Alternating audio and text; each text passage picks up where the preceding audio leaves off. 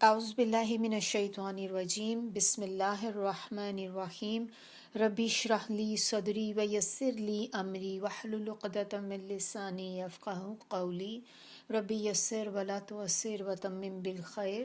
انشاءاللہ آج ہم کریں گے سورہ النساء، اس کی آیات دیکھیں گے 12 سے لے کر 14 تک۔ تو ہم لوگ اس کا ترجمہ پہلے دیکھتے ہیں۔ آیا نمبر 12، وا اور لکم، لام زبر شروع میں ہے تو اس کے معنی ہوتے ہیں لیے، کم تمہارے، نصف آدھا، ما جو ترکا چھوڑ جائیں، ازواجکم بیویاں تمہاری، ان اگر، لم نہیں، یکن ہو، لہن ان کے لیے، تو یہ مونس کے لیے آتا ہے۔ تو اس سے ہمیں پتہ چلتا ہے کہ اوپر جو ازواجکم تھا وہ بیویوں کے لیے آیا۔ ولدن اولاد، فَإِن پس اگر، کانا ہو، لہن ان کے لیے، ولدن اولاد، فَلَكُمْ تو لیے تمہارے۔ جب آپ اس کو ڈیوائیڈ کریں گے تو یہ 3 میں ڈیوائیڈ ہوگا۔ پہلے فا کو آپ علیحدہ کریں گے، پھر لام کو علیحدہ کریں گے، اس کے بعد کم، تو کمبائن کر کے کیسا بنا؟ فا تو لا لیے، کم تمہارے، الربع چوتھا حصہ، مما اس میں سے جو، ترکنا وہ چھوڑیں، من سے، بعدی بعد، وصیتن وصیت کے، یوسینا یوسینا جو وہ وصیت کریں، بیہا اس کی۔ اور یہ یوسینا جو ہے یہ وصیت کون کر رہا ہے؟ یہ جو پیچھے ازواجکم ہم نے دیکھا تھا نا، یہ اس کی بات ہو رہی ہے کہ وہ وصیت کریں، بیہا اس کی، او یا دینین قرض کے، وا اور، لہن ان کے لیے، الربع چوتھا حصہ ہے، مما یہ 2 سے مل کے بنتا ہے، من سے اور ما سے، اس میں سے جو، ترک تم چھوڑو تم، ان اگر، لم نہیں، یکن ہو، لکم لیے تمہارے، ولدن اولاد، فَإِن پھر اگر، کانا ہو، لکم لیے تمہارے، ولدن اولاد، فلہن تو ان کے لیے، الثمن 8واں حصہ، ثمانیہ ہوتا ہے نا جو کاؤنٹنگ میں عربک کی، 8 کو کہتے ہیں 8، تو اس سے ہے الثمن 1/8 یا 8واں حصہ، مما اس میں سے جو، ترک تم چھوڑا ہو تم نے، من سے، بعدی بعد، وصیتن وصیت کے، تو سونا جو تم وصیت کرو، بیہا اس کی، او یا دینن قرض کے، وا اور، ان اگر، کانا ہو، رجلن کوئی مرد، یورثو جس کی میراث ہو، کلالتا کلالتن کلالہ بھی آپ لکھ سکتے ہیں، لیکن اس کے ایکچول معنی جو ہوتے ہیں وہ ایسا شخص جس کا نہ باپ ہو نہ بیٹا ہو، او یا، امراتن عورت، ولہو اور لیے اس کے، اخن بھائی ہو، او یا اختن بہن، فلیکلی تو لیے ہر، واحدن ایک کے، منہما ان دونوں میں سے، السدس چھٹا حصہ، سدس جو ہے یہ 1/6 حصہ جو ہوتا ہے نا اس کو کہتے ہیں۔ فَإِن پھر اگر، کانو ہوں وہ، اکثرا زیادہ، من سے، ذالکا اس، فہم پس وہ، شرکاء شریک ہوں گے، فی میں، الثلثی 1/3، من سے، بعدی بعد، وصیتن وصیت کے، یوسا یوسا ہم نے شروع میں پچھلی آیت میں بھی دیکھا تھا، سٹارٹ ہی جس سے ہوتی ہے، جو وصیت کی جائے بیہا اس سے، او یا دینن قرض کے. یہ بہت سی چیزیں اس میں جو ہیں یہ پچھلی آیت سے بھی رپیٹ ہو رہی ہیں، تو آپ کو مشکل نہیں ہونی چاہیے. اس کو جب آپ یاد کریں گے نا تو ایزی ہوگا بہت، کیونکہ بہت سی چیزیں ہیں جو ریپیٹیشن ہی ہے. غیر، بغیر، مدارن، مدار کہتے ہیں نقصان پہنچایا ہوا، نقصان زدہ، نقصان پہنچانے والا، سارے اس میں آ جاتے ہیں. تو بغیر نقصان پہنچائے. وصیتاً، وصیت یا ہدایت ہے، من سے، اللہ ہی، اللہ کی. واللہ اور اللہ، علیم نہایت علم والا، حلیم بردبار یا حلیم ہے. آیا نمبر 13. دل کا، یہ حدود اللہ، حدیں ہیں اللہ کی. ومن اور جو کوئی، یطع اللہ، یطع اطاعت کرنے کو کہتے ہیں، اطاعت سے ہے، اللہ اللہ کی، ورسولہ اور رسول، لہو اس کے، یدخلہ یا ہے شروع میں تو معنی ہوں گے وہ، اینڈ پہ ہو ہے تو اس کے معنی ہوں گے اس کو، درمیان میں کیا بچا، دخلا، تو یدخلہ وہ داخل کرے گا اس کو، جناتن جنات میں یا باغات میں، تجری بہتی ہیں، من سے، تحتیہا تحتی نیچے کو کہتے ہیں، ہاں ان کے، کن کے نیچے، جو ہم نے باغات کی بات کی ہے نا، جنات کی. الانہار نہریں، خالدین ہمیشہ رہیں گے، فیہا اس میں، اور ذالک یہ، الفوز العظیم، فوز کامیابی کو کہتے ہیں، العظیم بہت بڑی. آیا نمبر 14. اور من جو کوئی، یعصی نافرمانی کرے یا نافرمانی کرے گا، اللہ اللہ کی، ورسولہ اور اس کے رسول کی، ویتعدی اور توڑ دے گا، نکل جائے گا، حد سے نکل جانے کو کہتے ہیں، حدودہ حدوں سے، اینڈ پہ ہو ہے اس کی، یدخلہ وہ داخل کرے گا، ہو اس کو، نارن آگ میں یا دوزخ میں، خالدن ہمیشہ رہے گا، فیہا اس میں، وَلَہُ اور اس کے لیے، عذابٌ عذاب ہے، مہین ذلت والا، ذلیل کرنے والا، ذلت والا. چلیے اب دیکھتے ہیں تفسیر ہم اس کی. بسم اللہ الرحمن الرحیم. رب اشرح لی صدری ویسر لی امری واحلل عقدۃ من لسانی یفقہوا قولی. آیا نمبر 12. اور اگر تمہاری بیویوں کی اولاد نہ ہو تو ان کے ترکے میں تمہارے لیے آدھا حصہ ہوگا. اگر ان کی اولاد ہو تو تمہارے لیے ان کے ترکے میں سے چوتھا حصہ ہوگا. یہ جو ترکے کی تقسیم ہوگی یہ ان کی وصیت پوری کرنے کے بعد، جو وہ کر جائیں، جو انہوں نے اگر کوئی وصیت کی ہوگی تو اس کو پورا کرنے کے بعد، اور ادائیگی قرض کے بعد، یہ سارے کام پورے کرنے کے بعد پھر یہ تقسیم ہوگی.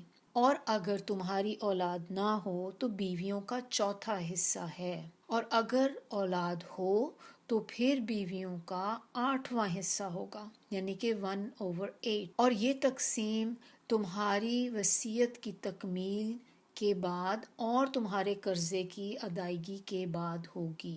اگر میت کلالہ ہو، خواہ وہ مرد ہو یا عورت ہو، اور اس کا ایک بھائی اور ایک بہن ہو تو ان میں سے ہر ایک کا چھٹا حصہ ہوگا. اور اگر بہن بھائی زیادہ ہوں تو وہ سب 1/3 حصے میں شریک ہوں گے، اور یہ تقسیم میت کی وصیت کی تعمیل اور اس کے قرضے کی ادائیگی کے بعد ہوگی، بشرطے کہ اس کے قرضے کی ادائیگی یا وصیت کی تکمیل میں کسی کو نقصان نہ پہنچ رہا ہو۔ یہ اللہ کی طرف سے مقرر کردہ حصے ہیں، اور اللہ سب کچھ جاننے والا ہے اور بردبار ہے۔ ترکے کی تقسیم کے بارے میں ہم نے اپنے لاسٹ لیسن میں بھی دیکھا تھا کہ قرآن پاک میں اللہ تعالیٰ نے 3 آیات نازل کی ہیں جو وراثت کو ایکسپلین کرتی ہیں، اور وہ آیات جو ہیں سورہ نساء ہی کی تینوں آیات ہیں، آیا نمبر 11 جو ہم نے لاسٹ ٹائم کی تھی، آیا نمبر 12 جو ہم آج کر رہے ہیں، اور آخری آیا سورہ نساء کی آیا نمبر 176۔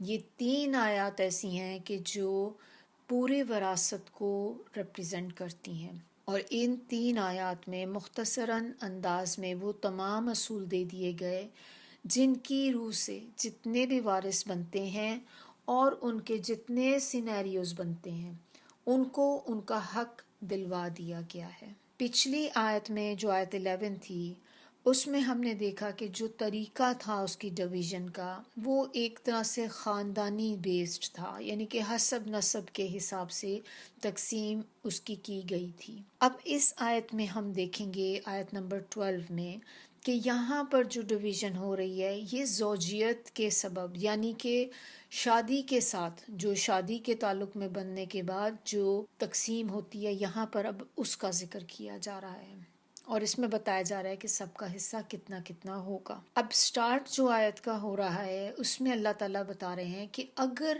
مرنے والا یا میت عورت کی ہوگی، یعنی کہ بیوی کی ہوگی، تو پھر کیا ہوگا، پھر کیسے ڈویژن ہوگی جو مال وہ چھوڑ کر جائے گی۔ تو اگر تو میت عورت ہے اور اس کی اولاد نہیں ہے، بھی وہ ہے اور اس کا شوہر ہے لیکن اس کی کوئی اولاد نہیں ہے، تو پھر اس کے شوہر کو اس کی جائیداد یا جو بھی مال اس نے چھوڑا ہوگا ترکہ اپنا، اس میں سے آدھا ملے گا، اور اگر اس کی اولاد ہے تو پھر اس کے شوہر کو چوتھا حصہ ملے گا۔ اور اس کے ساتھ اللہ تعالیٰ نے ایک چیز بتائی، یہ بات بتانے کے بعد کہ یہ آپ نے تب ڈویژن ہوگی جب اگر اس عورت نے کوئی اپنی زندگی میں وصیت کی ہوگی، اگر اس نے کوئی ایسی کی ہے وصیت کہ میرے مرنے کے بعد کچھ اماؤنٹ آپ اس جگہ پہ چیریٹی کر دیں، یا میرے مرنے کے بعد اتنا جتنا بھی پیسہ وہ چاہتی ہے کہ اتنا میرا پیسہ آپ میرے فلاں کسی رشتہ دار کو دے دیں، تو پہلے آپ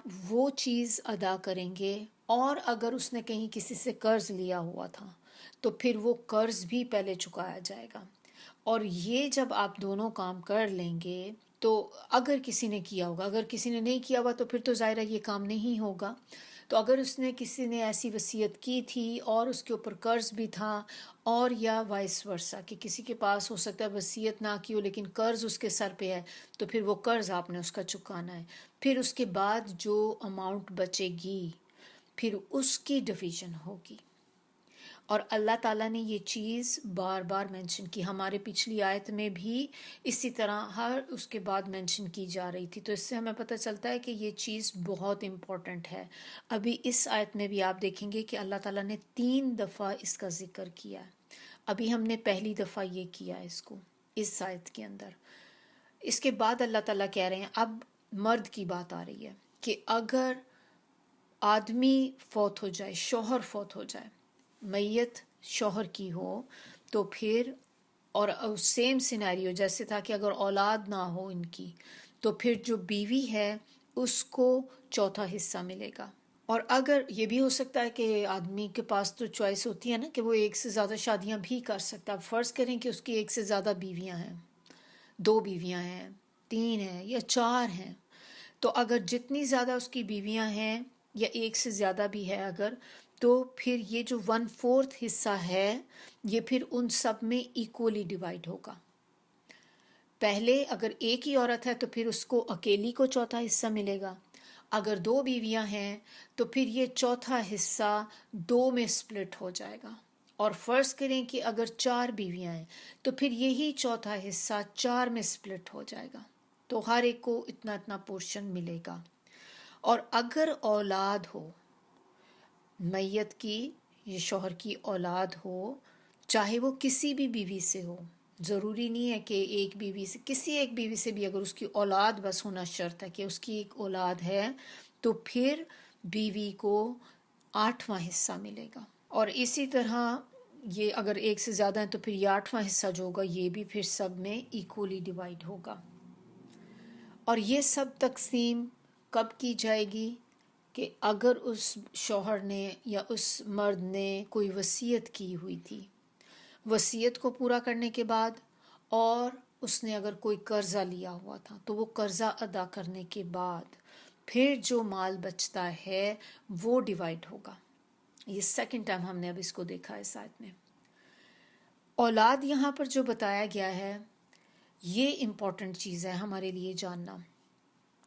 اولاد ہمیں تو پتہ ہے کہ جو ہمارے اپنے بچے ہوتے ہیں جن کو ہم نے پیدا کیا ہوتا ہے وہ ہماری اولاد ہے نا، لیکن اولاد کے اندر صرف آپ کی اپنی اولاد نہیں آتی، اس کے اندر اولاد کی اولاد بھی آ جاتی ہے۔ جب وراثت کی بات ہوتی ہے تو اس کے اندر آپ کی اولاد کی جو اولاد ہوتی ہے، آپ کے گرینڈ چلڈرن جو ہوتے ہیں وہ بھی اندر کاؤنٹ ہوتے ہیں، وہ بھی اولاد کے طور پہ کاؤنٹ ہوتے ہیں۔ تو یہ بات آپ اس کو پوائنٹ لکھ لیں، اٹ از امپورٹنٹ۔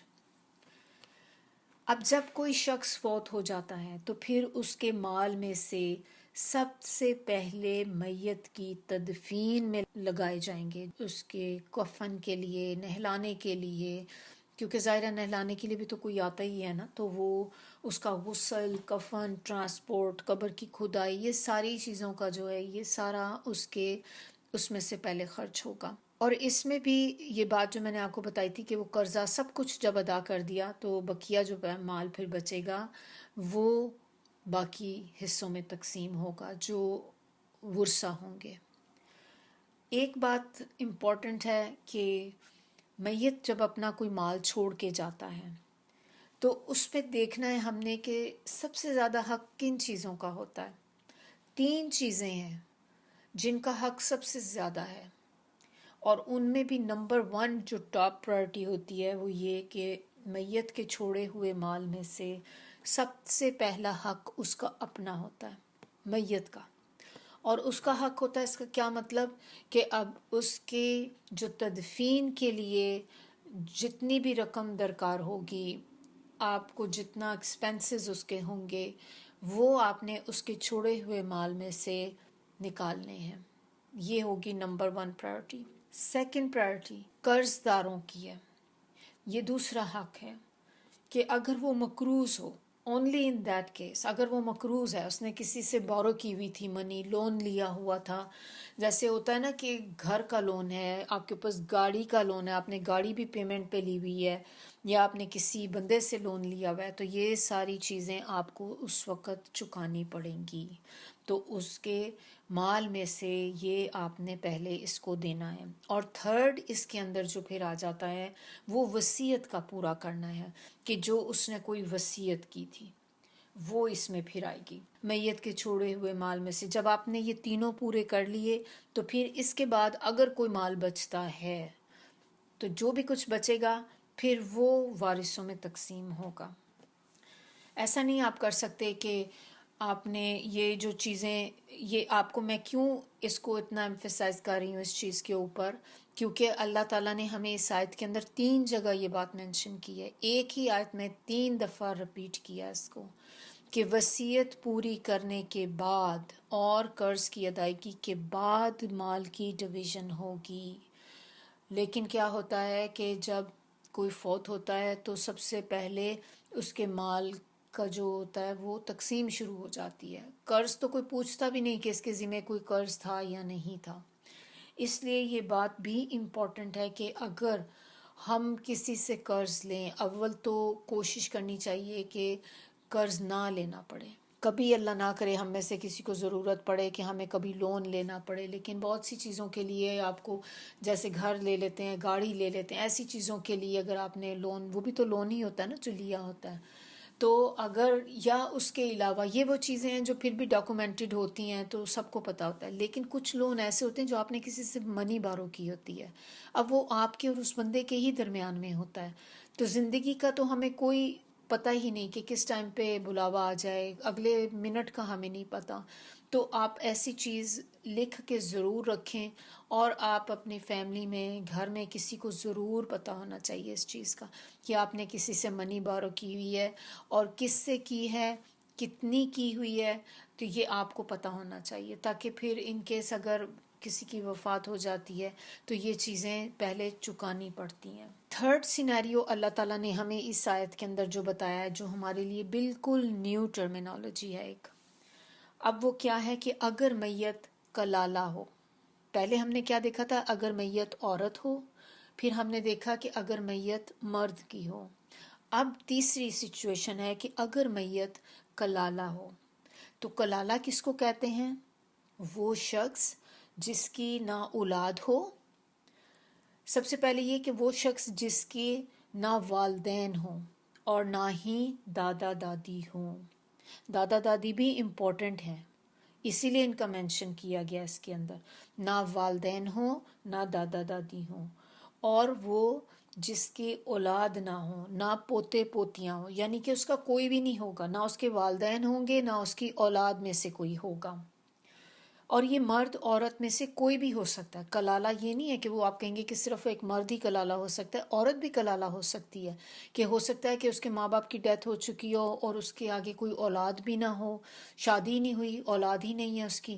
تو ایسی بھی عورت کو اور اسی طرح ایسا مرد، ان کو کلالہ کہا جائے گا. اگر ایک بھی کوئی پریزنٹ ہے، یعنی کہ ماں باپ نہیں ہے لیکن اولاد ہے، تو آپ اس کو کلالہ نہیں کہہ سکتے. اور اسی طرح اگر ماں باپ نہیں ہے، اولاد ہے، یا وائس ورسا آپ کہہ لیں کہ دونوں میں سے کوئی ایک بھی اگر پریزنٹ ہے تو وہ کلالہ نہیں ہوگا. کلالہ کے لیے کنڈیشن یہی ہے کہ نہ تو والدین ہوں گے نہ ہی اولاد ہوگی. تو اب اس کے بھائی بہن ہو سکتے ہیں، دیٹس اے پاسبلٹی. تو وہ کلالہ کے اندر نہیں آتے کہ بھائی بہن ہیں تو پھر وہ کلالہ نہیں ہوگا. لیکن کلالہ ہونے کی شرط صرف آپ کے والدین اور بچوں سے ہوتی ہے. اب اگر تو نہ ماں باپ ہیں نہ اولاد ہے، تو کلالہ کی ہم ذکر دیکھ رہے ہیں تو صرف اس کے بہن بھائی ہیں، ایک بہن ہے ایک بھائی ہے، تو پھر ان کو ہر ایک کو 1/6 ملے گا، چھٹا حصہ ملے گا. اور اگر اس سے زیادہ ہوں، یعنی کہ بھائی بہن جو ہیں وہ ایک بہن ایک بھائی اگر ان سے زیادہ ہیں 3 ہیں 4 ہیں جتنے بھی ہیں، تو اگر وہ زیادہ ہوں گے تو پھر 1/3 ملے گا. اور وہ 1/3 جو ہوگا وہ ایکولی ڈیوائڈ کیا جائے گا ان میں. وصیت کے ذریعے سے ایک اللہ تعالیٰ نے ہمیں یہ بھی بتایا کہ جب آپ اچھا اس کے ساتھ بھی یہی کنڈیشن ہے جو ہم نے پہلے دیکھی تھی نا، جو میں نے آپ کو بتائی تھی کہ اللہ تعالیٰ نے 2 دفعہ وہ بات ہمیں کہی اور اس آیت میں 3 دفعہ ہے. تو اس کے بعد بھی اللہ تعالیٰ نے ہمیں تیسرا جو چیز بتائی وہ یہ کہ تقسیم، یہ جب بھی ہم ڈویژن کریں گے اس سے پہلے آپ نے دیکھنا ہے کہ اس میت کی کوئی وصیت تو نہیں ہے، اس کے اوپر کوئی قرض تو نہیں ہے. وہ پہلے چکا کر پھر آپ یہ ڈویژن کریں گے کہ آپ دیکھیں گے کہ آپ 1/6 آپ نے دینا ہے یا 1/3 دینا ہے، ڈپینڈنگ آن کہ کتنے بھائی بہن ہیں اس کے. پھر اس کے بعد اللہ تعالیٰ نے ایک ساتھ اس کی ایک کنڈیشن بھی لگائی ہے، یہ آخری والی جو ہم نے پڑھی ہے نا اس کے ساتھ، کہ بشرطے کہ اس کے قرضے کی ادائیگی یا وصیت کی تکمیل میں کسی کو نقصان نہ پہنچ رہا ہو. یہ آپ نے میک شور کرنا ہے کہ کہیں ایسا نہ ہو کہ اس نے کوئی وصیت اس قسم کی کر دی ہے کہ جس کی وجہ سے کسی کو نقصان پہنچنے کا خطرہ ہے.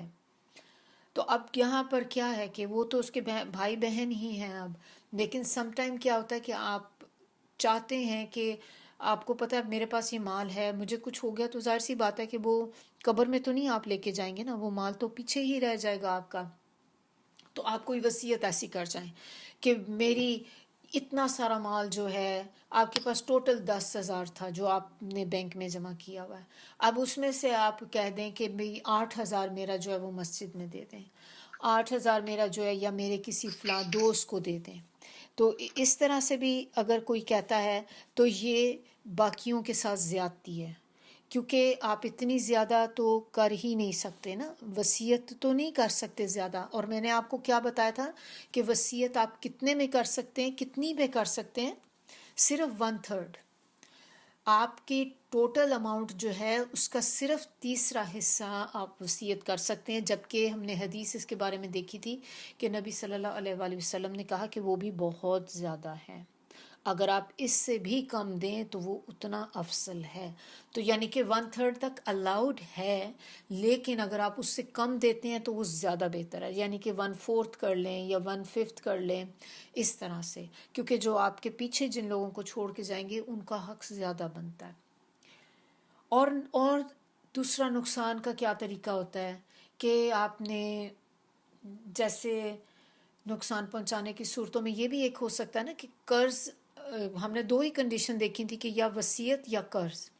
اور ہو سکتا ہے کہ آپ نے قرض کے لیے آپ کچھ ایسا کچھ کر دیں کہ آپ نے کسی کو اماؤنٹ دینا چاہتے ہیں، آپ کا کوئی بہت ہی قریبی ہے آپ کے خاندان میں، دوستوں میں آپ کو بہت عزیز ہے کوئی، تو اب آپ ایسا بہانہ لگا دیں کہ میں نے اس سے قرضہ لیا ہوا ہے، تو میرے مرنے کے بعد اس کو یہ قرض جو ہے وہ ادا کیا جائے گا. اب آپ کو پتہ ہے کہ قرض تو دینا ہی دینا ہے، تو یہ آپ کو پتہ ہے کہ آپ نے you just made it up, کہ ایک جھوٹ چیز آپ نے کہی، آپ نے اصل میں قرضہ کسی سے لیا نہیں تھا، لیکن چونکہ آپ نہیں چاہتے تھے کہ آپ کے مرنے کے بعد یہ پیسہ آپ کے بہن بھائیوں کے پاس جائے. سم ٹائم ہوتا ہے نا کہ بہن بھائیوں کے اندر بھی اپنے حالات صحیح نہیں ہوتے اور آپس میں گرجز ہوتے ہیں، تو آپ کو ہوگا میں کسی کو دے دوں گا لیکن ان کو نہیں دوں گا. یہ کافی زیادہ کامن چیز ہوتی ہے کہ آپ برداشت نہیں کر سکتے باہر میں کسی کو دے دوں، کسی فقیر کو دے دوں، لیکن میں اپنے بہن بھائیوں میں سے کسی کو نہیں دوں گا، انہوں نے میرے ساتھ جو کیا. تو یہ چیز بھی ہم نہیں کر سکتے. اس طرح سے بھی اگر آپ جھوٹ کچھ کر رہے ہیں وصیت کے نام پہ یا قرض کے نام پہ، تو یہ چیز غلط ہے، کیونکہ آپ سب سے پہلے آپ ان لوگوں کو چیٹ نہیں کر رہے. آپ کس کو چیٹ کر رہے ہیں؟ آپ اللہ تعالیٰ کو چیٹ کر رہے ہیں کہ آپ کو اس چیز کا احساس ہی نہیں ہے کہ اللہ تعالیٰ ہر چیز کا دیکھنے والا ہے، سننے والا ہے اور جاننے والا ہے. تو اس کا مطلب کہ یہ چیزیں پاسبلٹی ہے اس کی کہ یہ ہو سکتا ہے. اسی لیے اللہ تعالیٰ نے اس چیز کو یہاں پہ خاص طور پہ مینشن کیا کہ بشرطے کہ اس کے قرضے کی ادائیگی یا وصیت کی تکمیل میں کسی کو نقصان نہ پہنچ رہا ہو. اگر آپ کو کہیں سے ایسی فیلنگ آئے گی کہ اس نے غلط وصیت کی ہے، تو پھر آپ کو یہ حق ہے کہ آپ وہ وصیت اس کو چینج کر سکتے ہیں، کیونکہ آپ اس طرح سے اس کو کنٹینیو نہیں کریں گے. آپ اس کو چینج کر کے اس طرح کر سکتے ہیں جیسے اس نے کہا ہے کہ مجھے مسجد میں اتنا دینا ہے، اب 8,000 کا اس نے کہہ دیا ہے، تو 8,000 تو آپ دے ہی نہیں سکتے کیونکہ یہ تو الاؤڈ ہی نہیں ہے. تو پھر آپ اس میں سے 1/3 جو ہے اتنا دے سکتے ہیں. تو آپ اس کو کریکٹ کر سکتے ہیں، کیونکہ اس طرح جو مرنے والا جو مر چکا ہے بندہ، اس کو بھی قبر میں عذاب ہوتا ہے، اس کو بھی گناہ ہوتا ہے اس چیز کا کہ اس نے یہ غلط کام کیا ہے. تو یہ چیزیں امپورٹنٹ ہیں اور ان کو ہمیں جاننا، ان کا سمجھنا بہت ضروری ہے. نیکسٹ آیت ہمارے پاس اب جو ہے بلکہ 13 اور 14 آیات. اب اللہ تعالیٰ نے ہمیں آیت نمبر 11 دی، پھر اس کے بعد آیت نمبر 12 دی. دونوں میں اللہ تعالیٰ نے ہمیں کافی ساری چیزیں بتا دیں، بہت زیادہ انفارمیٹیو تھیں یہ. اب اتنی ساری انفارمیشن دینے کے بعد، اور یہ 2 ہی آیات ہیں جس کے بارے میں نے آپ کو لاسٹ کلاس میں آپ کو حدیث میں نے بتائی تھی کہ جو وراثت میں ہیر پھیر کرنے والا ہے، چاہے آپ نے چھوٹی سی ڈنڈی مار دی اندر، کسی ایک کا بھی حق مار دیا، اور وہ بندہ کتنا ہی پرہیزگار کیوں نہ ہو، متقی کیوں نہ ہو، لیکن ساری عمر وہ صحیح کام کرتا رہا، کوئی گناہ نہیں کیا، لیکن اس نے آخر وقت میں آ کر، یعنی کہ آپ ابھی اس بات کو ایسے رکھیں کہ وہ ساری عمر نیک عمل کرتا آیا، تو اگر وہ اس حالت میں اس کی ڈیتھ ہو جاتی ہے تو انسان کیا سوچتا ہے کہ اس نے کوئی گناہ نہیں کیا، بہت پھونک پھونک کے قدم رکھتا تھا ہر جگہ پہ، تو یہ تو جنت میں جائے گا. اپیرنٹلی تو ایسے ہی ہمیں نظر آتا تھا، لیکن آخری وقت میں اس نے کسی کے ساتھ ڈنڈی مار دی، اپنی وراثت میں کسی ایک کا حق مار دیا. اب کہاں وہ جنت میں جاتا جاتا ایک دم جہنم میں چلا گیا. صرف اس ایک بات کی وجہ سے۔ اس سے آپ کو اس کی امپورٹنس کا پتہ چلے گا کہ وراثت کے معاملات جو ہیں یہ مذاق نہیں ہے، it is very serious matter. یہ وہ چیز ہے جو regardless of anything it can take you hell fire. کچھ بھی آپ کر لیں دنیا میں، پوری زندگی آپ کچھ کرتے رہیں، لیکن اگر آپ نے ذرا سا بھی اس میں کچھ کیا تو جہنم میں جائے گا۔ پھر نہ صرف یہ جہنم میں جائے گا، خاص طور پہ اس کے بارے میں یہ بھی کہا گیا ہے وہ پھر ہمیشہ جہنم میں رہے گا۔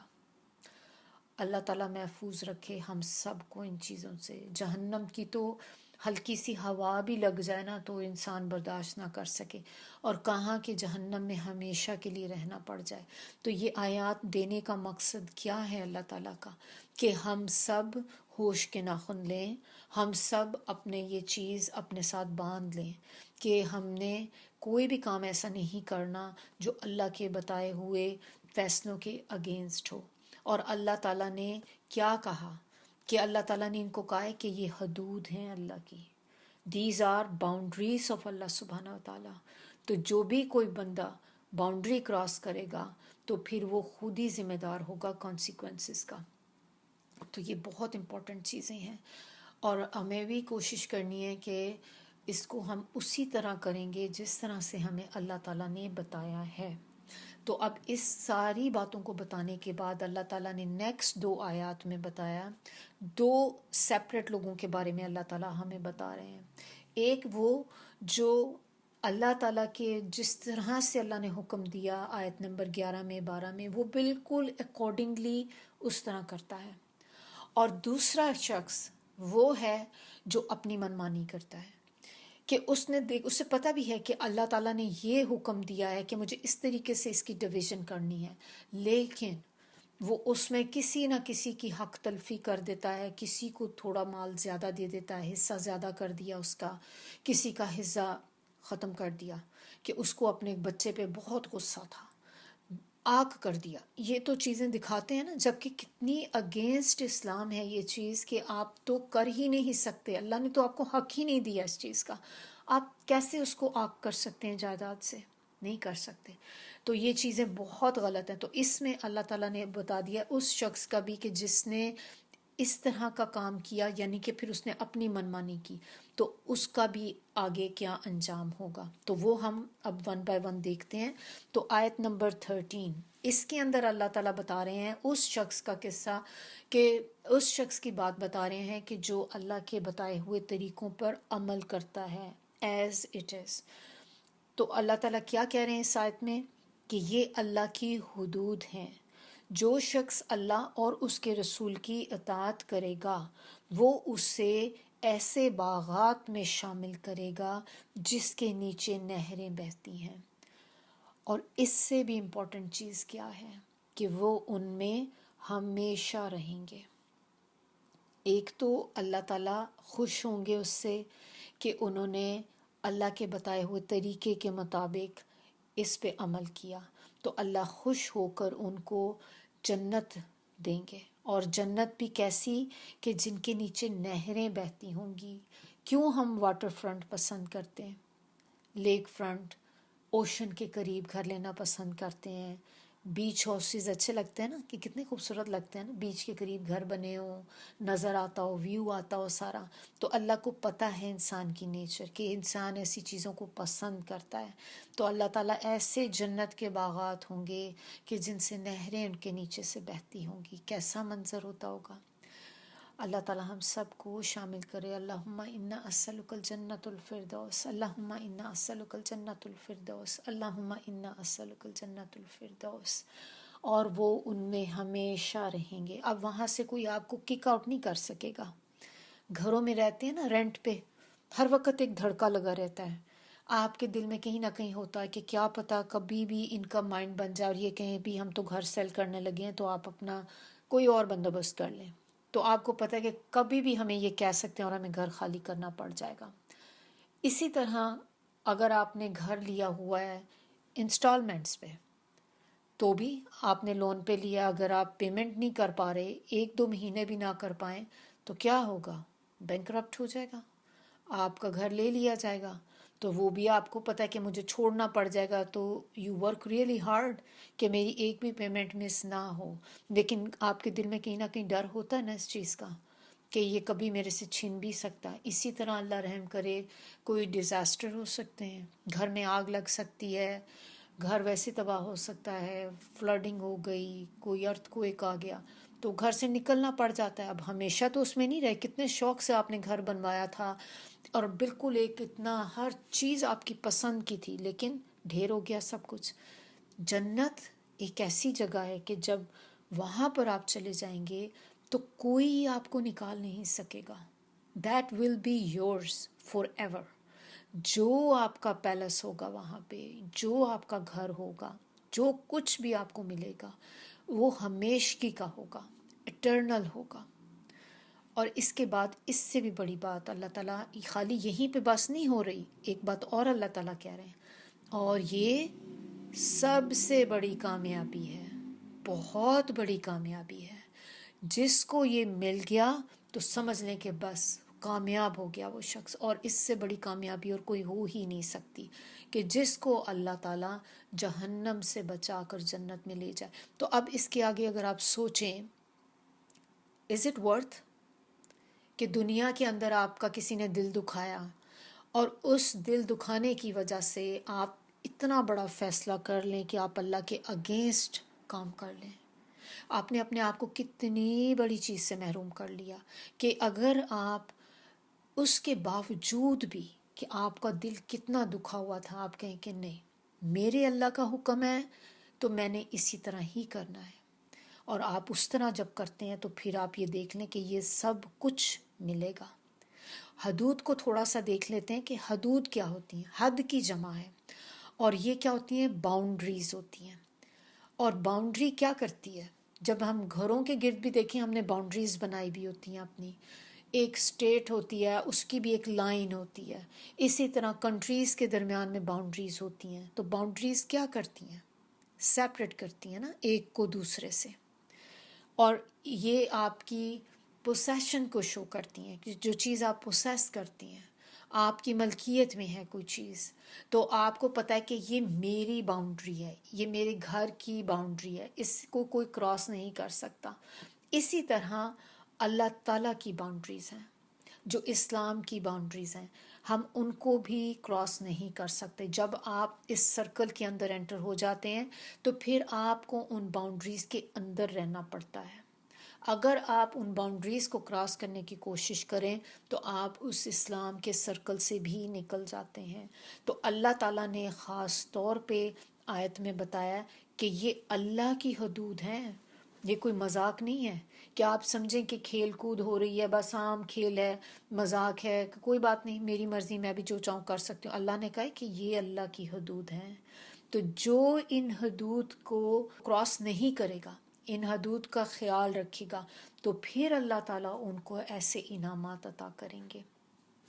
تو وراثت کی تقسیم جو ہے یہ اللہ کی حدود ہیں، یہ باؤنڈریز ہیں، اور اللہ نے ان پر لمٹ لگا دی ہے۔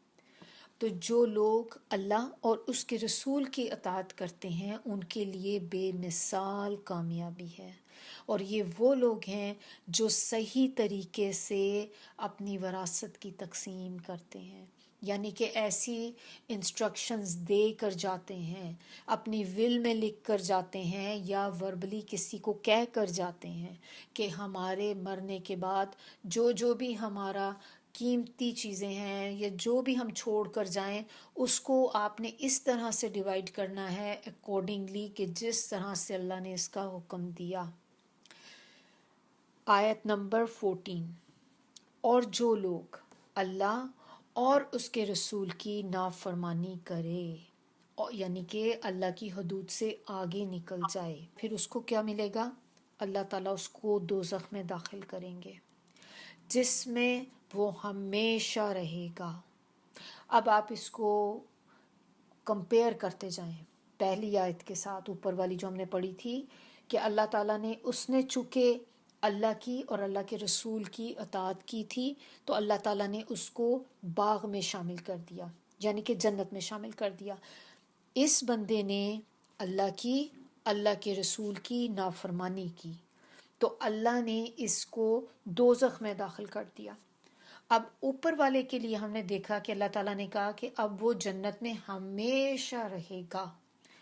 اس کے بارے میں کیا کہا جا رہا ہے کہ یہ جہنم میں ہمیشہ رہے گا، یہ وہاں سے نہیں نکل سکے گا۔ اوپر ہم نے دیکھا تھا کہ اس کو اللہ تعالیٰ نے پھر کہا کہ یہ سب سے بڑی کامیابی ہے، اور اس کے بارے میں کیا بتایا جا رہا ہے کہ یہ سارا کچھ ہونے کے بعد اس کو رسوا کرنے والا عذاب بھی ہوگا۔ ایسا عذاب اس پہ نازل ہوگا کہ ایک تو پینفل عذاب ہوتا ہے، ایک بڑا عذاب ہوتا ہے، اور ایک رسوا کرنے والا عذاب ہوتا ہے۔ اس کا اندازہ ہم سب کو بخوبی ہے اس دنیا میں رہتے ہوئے کہ آپ کو کوئی ایسا کوئی کہہ دے، کوئی چیز آپ کو بند کمرے میں کوئی کچھ کہہ دے، آپ کو تکلیف ہوتی ہے، لیکن اگر وہی چیز آپ کو کسی گیدرنگ میں بیٹھ کے سب کے سامنے کہی جائے تو اس کی تکلیف سیم ہوتی ہے؟ نہیں ہوتی نا۔ جب آپ کو کسی کے سامنے کچھ کہا جاتا ہے، اور وہ بھی خاص طور پہ ایک مجمع کے سامنے ایک گیدرنگ میں بیٹھ کے کچھ کہا جائے، تو اس میں کیا ہوتا ہے؟ انسلٹ بھی ہوتی ہے۔ اکیلے میں آپ کو بات کی جاتی ہے، آپ کو انسلٹ محسوس نہیں ہوتی، آپ کو ہوتا ہے کہ چلو ٹھیک ہے، ایک میں نے ہو گیا، میں نے ایک غلط کیا، اس نے مجھے بتا دی یہ چیز۔ وہی چیز آپ کو اتنے سارے لوگوں کے اندر بیٹھ کے جب بتائی جاتی ہے تو وہ اس میں آپ کو انسلٹ بھی محسوس ہوتی ہے۔ تب کیا فیل ہوتا ہے؟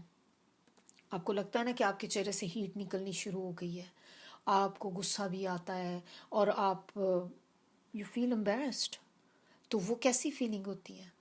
تو یہ جو چیز اللہ تعالیٰ نے کہی کہ نہ صرف عذاب تو ہونا ہی ہونا ہے، لیکن اس میں ساتھ ذلت بھی شامل ہوگی، انسلٹ بھی ہوگی، یعنی کہ آپ ایسے ہی کہہ لیں کہ عذاب کے اوپر ایک اور عذاب بھی ہوگا۔ تو اللہ تعالیٰ ہم سب کو محفوظ رکھے اس طرح کی چیزوں سے، کیونکہ ہمیں نہیں پتا کہ جب سب کے سامنے، وہاں پہ آپ ایک آدھ بندے کے سامنے تھوڑی رسوا ہوں گے، وہ تو پوری کائنات ہوگی وہاں پر، جتنے لوگ آدم علیہ السلام سے لے کر قیامت تک سب ہوں گے، ہماری ساری دوستیں، ہمارے سارے رشتہ دار، سارے جاننے والے، ہماری اولادیں، سب وہاں پہ موجود ہوں گے۔ وہ سب لوگ جو آپ کو جانتے تھے، آپ کے ٹیچرز، آپ کے نیبرز، جن سے آپ کبھی بھی ملے، آپ کی کمیونٹی کے لوگ۔ اور ایسا نہیں ہوگا کہ وہاں پہ ہمیں یہ ذہن میں شاید آتا ہے کہ چونکہ وہاں پر اتنے سارے لوگ اکٹھے ہوں گے، کسی کو کسی کی خبر پتہ ہی کچھ نہیں ہوگا، لیکن جب آپ اس طرح سے جب ہوگا نا تو سب ایک دوسرے کو پہچانیں گے وہاں پہ، اور سب کو پتہ چل رہا ہوگا کہ یہ تو وہ تھی، کیونکہ اللہ تعالیٰ تو سب کے سامنے ہی کر رہے ہوں گے نا، ہر ایک کی ون بائی ون جیسے باری آئے گی۔ تو ایسے ہی ہوگا جیسے کورٹ روم میں ہوتے ہیں، کیس لگتا ہے، تو جب وہ جا کے کٹہرے میں کھڑے ہوتے ہیں تو سارے جو لوگ بیٹھے ہوتے ہیں دیکھ رہے ہوتے ہیں نا اس کو، تو اسی طرح سے ہوگا وہاں پہ۔ تو اس وقت سوچیں کہ وہ سارے جاننے والے لوگ جن کو آپ کے بارے میں کتنی باتیں پتہ ہی نہیں تھیں، جو وہاں پہ جا کے کھل کے سامنے آئیں گی، تو رسوائی کیسے ہوگی۔ اللہ ہم سب کو محفوظ رکھے ایسی چیزوں سے، اللہ ہم سب کو محفوظ رکھے، کسی کو بھی نہ کبھی ایسا دیکھنا پڑے۔ اور کیوں ہوگا رسوا کرنے والا عذاب؟ اس لیے ہوگا کہ یہ وہ لوگ جو اللہ کی حدود کی پابندی نہیں کرتے، اور انہوں نے جو مال کی تقسیم کی تھی وہ اللہ نے جیسا بتایا تھا ویسے نہیں کی۔ تو یہ لوگ جو تھے، جب انہوں نے حکم ہی صحیح نہیں مانا تو پھر آگے آگ ہی آگ ہے، اور اس لیے رسوا کرنے والا عذاب ہوگا کیونکہ انہوں نے اللہ اور اس کے رسول کے فیصلے کو تبدیل کر دیا تھا، اپنی مرضی سے کر دیا تھا کہ نہیں میں تو ایسے کروں گی، اس کو میں نے اس کو کچھ نہیں دینا، یا میں نے اپنی بہن بھائیوں کے لیے کچھ نہیں دینا، ان کو کچھ نہیں چھوڑنا، ایسی کوئی چیز کر کے جائیں کہ میں ادھر دے دوں ادھر دے دوں، ان کو نہیں دوں گی۔ یہ ساری چیزیں کسی ایک کے ساتھ بھی آپ نے کر دیا، باقی سب کے ساتھ صحیح کر دیا، ایک کے ساتھ بھی آپ نے کر دیا نا، تو آپ اس کے لیے کوالیفائی کر جائیں گے آیت نمبر 14 کے لیے۔ تو بہت امپورٹنٹ ہے یہ چیز، آج کا لیسن بہت اہم ہے۔ ایک حدیث ہے، وہ انس رضی اللہ عنہ سے روایت ہے کہ انہوں نے کہا کہ آپ صلی اللہ علیہ وسلم نے فرمایا، کسی شخص پر اس وقت تک تعجب نہ کیا کرو کہ یہ بہت بڑا نیک ہے جب تک یہ نہ دیکھ لو کہ اس کا خاتمہ کس چیز پر، یعنی کہ کس عمل پر، کس چیز پر اس کا خاتمہ ہو رہا ہے۔ آپ یہ نہیں کہہ سکتے، ہم اپنے ارد گرد دیکھتے ہیں کتنے لوگوں کو ہم دیکھتے ہیں تو کہتے ہیں کہ کتنے نیک عمل کرتے ہیں، یہ تو جنت میں ہی جائیں گے، یہ تو ان کی پوری لائف ہی اس طرح سے ہے۔ تو نبی صلی اللہ علیہ وسلم نے کہا ہے کہ ان کے بارے میں آپ ایسا تعجب نہ کریں جب تک کہ آپ ان کا آخری وقت نہ دیکھ لیں، کہ ہمیں نہیں پتہ کہ آخری وقت پہ بھی ایک دم سے ہو سکتا ہے کہ انسان کا دماغ بدل جائے، دل بدل جائے، اور کہاں وہ نیک کام کرتے کرتے آخر میں کوئی ایک کام ایسا کر جائے کہ جس سے سارا پچھلا کیا کرایا ختم۔ تو اس لیے وہ کہتے ہیں کہ پہلے آپ جب تک اس کا خاتمہ نہ آپ کو دیکھ لیں نا کہ خاتمہ اس کا کس چیز پہ ہو رہا ہے، تو بعض اوقات کیا ہوتا ہے کہ ایک شخص لمبا عرصہ نیک اعمال پہ گزار دیتا ہے، نیک اعمال کر رہا ہے ہر طرف سے، اور اسی حالت میں فوت ہو گیا تو جنت میں داخل ہو گیا۔ لیکن ایسا بھی ہو سکتا ہے کہ مرنے سے پہلے اس کے اندر کوئی تبدیلی آ گئی، کسی چیز کی وجہ سے وہ چینج ہو گیا، یا اس کو بیڈ کمپنی کوئی مل گئی، یا پہلے وہ اتنا قرآن پڑھتا تھا اب ایک دم سے اس کا دل قرآن سے اچاٹ ہو گیا، کلاسیں لیتا تھا کلاسیں لینی چھوڑ دیں، اب کیا ہوا کہ اب تعلق ختم ہو گیا، برے کاموں میں پڑ گیا۔ اس کے بعد جب اب اس حال میں جب انسان کی ڈیتھ ہوتی ہے تو پچھلے اعمال بھی سب ختم، اور وہ کہاں جنت میں جاتا جاتا ایک دم جہنم میں چلا گیا۔ پھر اسی طرح ایک وہ شخص بھی ہوتا ہے کہ جو ساری عمر گناہ کرتا رہا، گناہ پہ گناہ، گناہ پہ گناہ، آخری وقت میں آ کر اللہ نے ایسا دل بدلا، کوئی قرآن کی آیت اس نے ایسی سن لی، کوئی لیکچر ایسا سن لیا، کوئی درس پہ چلا گیا کہ جس نے اس کا دل بدل دیا۔ اب اس کے پاس مہلت تو تھی نہیں، اس کو کیا پتا اس کے پاس کتنا ٹائم بچا، لیکن اللہ کو تو پتا تھا، لیکن اس کا جو دل بدلا، وہ اس نے توبہ کر لی اللہ سے، وہ پلٹ آیا، اور اس حالت میں اس کی ڈیتھ ہو گئی، وہ جنت میں چلا گیا۔ تو آپ کا جو آخر ہوتا ہے نا، یہ بہت امپورٹنٹ ہوتا ہے، اس کے اوپر آپ کی قبر کی زندگی ڈیپینڈ کرتی ہے کہ آپ کا آخر کس طرح کا ہوتا ہے۔ اگر آپ کا اینڈ اچھا ہو گیا تو پھر آپ کی قبر میں بھی زندگی اچھی ہوگی، اور اگر آپ کی قبر کی زندگی اچھی ہے تو اس کا مطلب کہ پھر آ کے آپ کی جو قیامت کا دن آئے گا، جو آخرت کا ٹائم ہوگا، اس میں بھی آگے اچھا معاملہ ہوگا۔ لیکن اگر کسی کا آخر کا انجام ہی برا ہو گیا تو آگے قبر کا بھی برا، اور پھر آگے آخرت میں بھی برا۔ تو یہ ہے خسارہ، سب سے بڑا خسارہ جو ہے وہ یہ ہے۔ اب آپ کو پتہ چلا کہ نبی صلی اللہ علیہ وآلہ وسلم ایک دعا بہت زیادہ کیا کرتے تھے، میں نے آپ کو بہت دفعہ یہ بات بتائی ہے۔ کون سی دعا تھی؟ یا مقلب القلوب ثبت قلبی علی دینک، کہ اللہ تعالیٰ اے دلوں کو بدلنے والے، میرے دل کو ثابت قدم کر دے، اپنے دین پر ثابت کر دے اس کو۔ ہمیں بھی یہ دعا زیادہ سے زیادہ کرنی چاہیے کہ ایسا نہ ہو کہ کبھی ہمارا بھی دل ایک دم سے بدل جائے۔ اللہ رحم کرے، اللہ تعالیٰ نے جس طرف لگایا اللہ آخری دم تک اسی طرف رکھے، اور اس کے ساتھ ساتھ ہمیں اپنے استقامت کی دعا کرتے رہنا چاہیے کہ اللہ تعالیٰ ہمیں استقامت عطا کر، اللہ تعالیٰ ہمارا خاتمہ بالخیر کرنا۔ خاتمہ بالخیر بہت امپورٹنٹ ہے کہ اگر خیر کے اوپر آپ کا خاتمہ ہو جاتا ہے نا تو پھر آگے چانسز ہیں کہ ہمارا اچھا معاملہ ہو جائے گا، قبر میں بھی اور آخرت میں بھی۔ تو اللہ تعالیٰ توفیق دے ہم سب کو کہ مرتے وقت اللہ تعالیٰ ہمیں کلمے کی توفیق عطا کرے کہ ہم سب کلمہ پڑھ سکیں اس وقت۔ اور یہ بات بھی ہمیں اس کی بھی فکر کرتے رہنا چاہیے کہ کہیں ایسا نہ ہو کہ ہم جاتے جاتے کوئی غلط فیصلہ کر جائیں ایسا کہ جس کی وجہ سے ہماری آگے کی ساری زندگی تباہ ہو جائے۔ کوئی ایک فیصلہ ایسا ہو گیا، کوئی ایسا کسی پہ ظلم ہو گیا، جاتے وقت آپ نے کسی پہ ظلم کر دیا، کوئی زیادتی کر دی، کوئی فیصلہ غلط کر دیا کہ جس کی وجہ سے ساری کایا ہی پلٹ جائے۔ تو یہ چیزیں امپورٹنٹ ہیں، آج کا لیسن بھی بہت امپورٹنٹ تھا، بہت کچھ سیکھنے والا ہے اس میں سے۔ اللہ تعالیٰ ہم سب کو توفیق دے کہ ہم اس پر عمل کر سکیں، ان کو سیکھ سکیں، اور جس طرح سے اللہ تعالیٰ نے کہا ہے ہم اس کو اسی طرح ایز اٹ از کر سکیں۔ سبحانک اللہم و بحمدک نشہد ان لا الہ الا انت نستغفرک و نتوب الیک سبحان ربک رب العزت عما یصفون وسلام علی المرسلین والحمد للہ رب العالمین ربنا تقبل منا انک انت السمیع العلیم وتب علینا انک انت التواب الرحیم۔ السلام علیکم ورحمۃ اللہ وبرکاتہ۔